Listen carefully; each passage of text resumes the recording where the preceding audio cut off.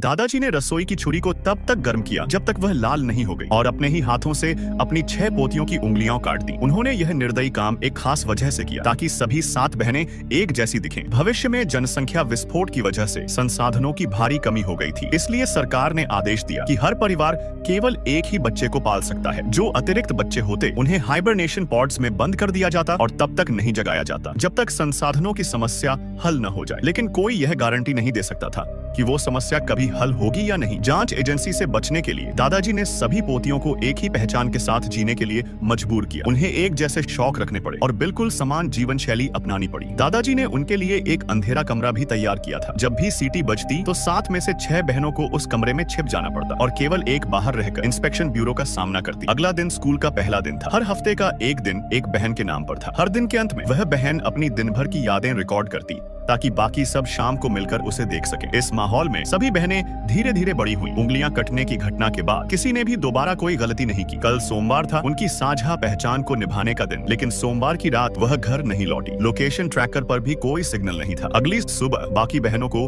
भारी मन से बाहर जाना पड़ा। उन्हें सोमवार को ढूंढना था। पिछले दिन की जानकारी नहीं होने की वजह से उन्होंने सोमवार द्वारा छोड़े गए सुरागों को ढूंढना शुरू किया। ऑफिस की हालत देखकर लगा कि सोमवार को प्रमोशन मिला था, लेकिन उसके सहकर्मियों के मुताबिक सेलिब्रेशन के बाद वह एक बार से गायब हो गई। मंगलवार को उसने जांच शुरू की, लेकिन रास्ते में जांच एजेंसी ने उसे रोक लिया। बाकी बहनों को मंगलवार की लोकेशन की जानकारी नहीं मिली। इस बीच मंगलवार एजेंसी के प्रमुख से मिल चुकी थी। उसने पूछा, तुम्हें पता भी है कितने लोगों के हिस्से का खाना पानी छीनकर तुम यहाँ तक पहुंची हो? अगर हर कोई टेरेंस सेटलमेंट जितना स्वार्थी होता तो दुनिया कल ही खत्म हो जाती। इतना कहकर एजेंसी के कुछ लोग चाकू लेकर मंगलवार की तरफ बढ़े। इसके थोड़ी देर बाद एजेंसी ने बहनों के अपार्टमेंट पर छापा मारा। वहाँ आने जाने वालों की जाँच की गई। लीडर ने मंगलवार को बलि का बकरा बनाकर दरवाजा खुलवाया, लेकिन दादाजी द्वारा छिपाया गया दरवाजा भी एजेंट्स को मिल गया। और जैसे ही वे बहनों के नाम लेने ही वाले थे, उन्होंने देखा कि गुरुवार गायब थी। आखिरकार रविवार की कुर्बानी की कीमत पर सभी एजेंसी एजेंट्स मारे गए। हालांकि बची हुई बहनें टूट चुकी थी, लेकिन जिंदा रहने के लिए उन्हें तुरंत कोई नया कदम उठाना पड़ा।